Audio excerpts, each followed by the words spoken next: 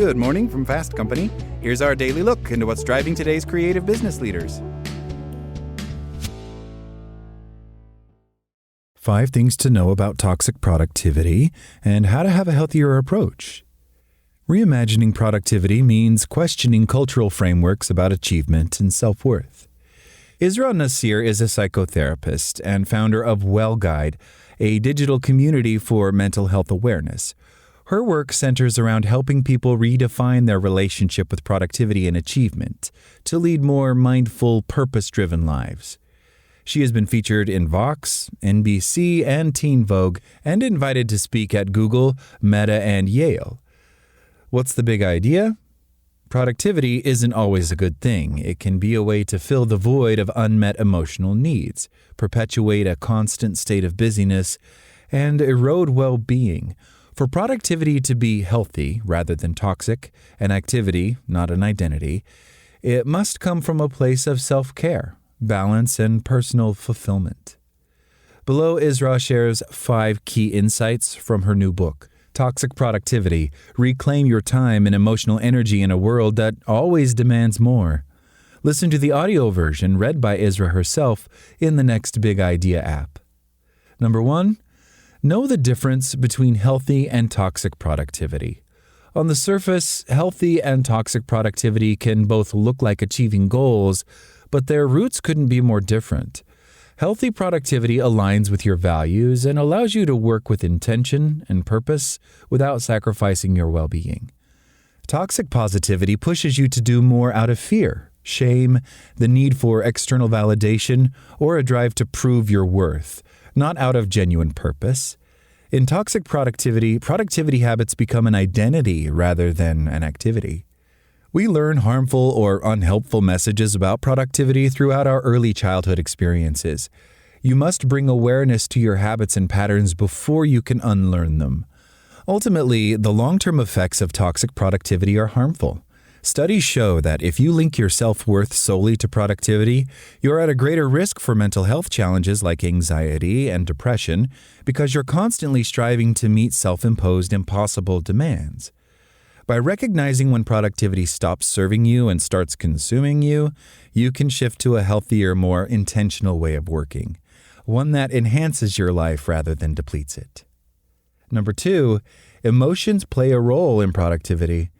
It's easy to think of productivity as a purely logical process, but emotions like guilt, fear of failure, and the need for approval deeply influence productivity. Sometimes we use productivity to cope with uncomfortable feelings. Other times, productivity habits, or lack thereof, can trigger uncomfortable feelings. For instance, productivity guilt is the feeling that you're never doing enough, often resulting in overwork.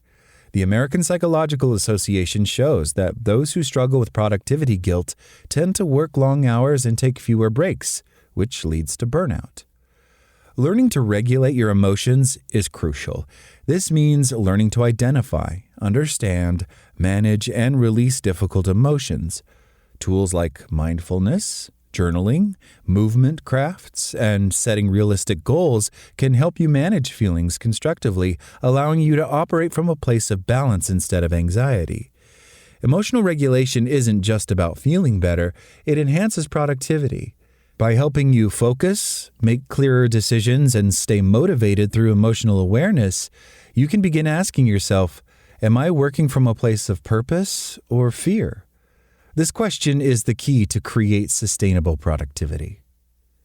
Number 3, toxic productivity often hides in daily habits. Toxic productivity isn't always obvious. It often lurks in small, seemingly harmless habits, such as working through lunch, checking emails at midnight, or staying glued to your phone for fear of missing something. Toxic productivity can also mask itself as personal development habits, self-care, meeting emotional needs, and chronic busyness. These behaviors can snowball into a lifestyle that prioritizes doing over being, leading to feelings of disengagement and exhaustion. You can transform toxic habits into nurturing ones.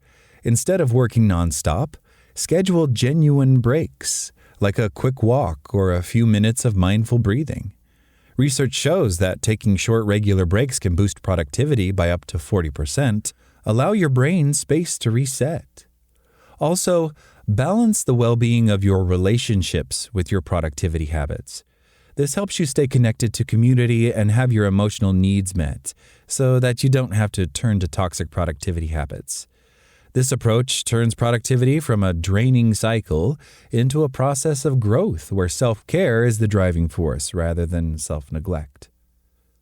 Number 4, busting myths that keep you trapped in toxic positivity.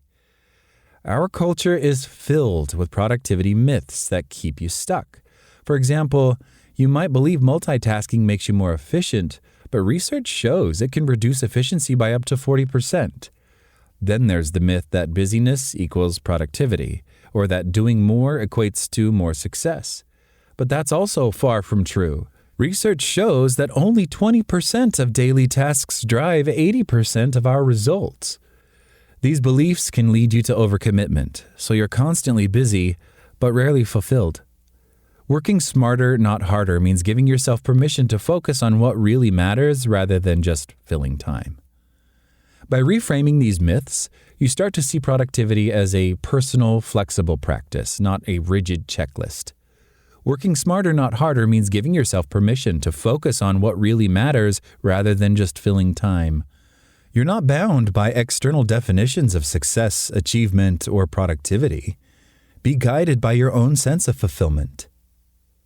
And 5, rest is essential. In a society that glorifies the hustle, rest is often seen as something you earn only after checking off your to-do list. But rest is not a reward, it's essential.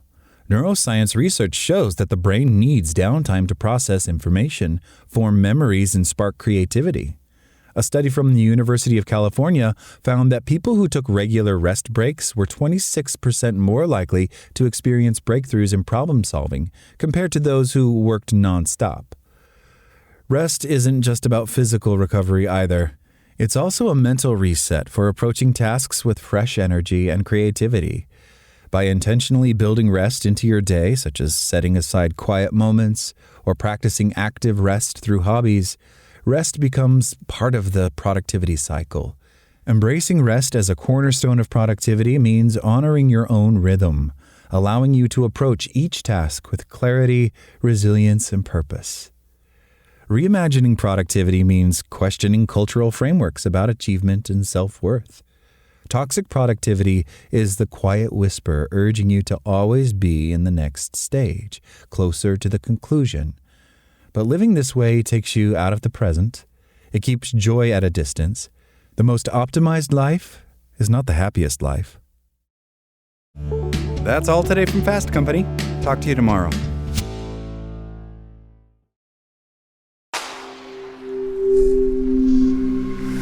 SpokenLayer.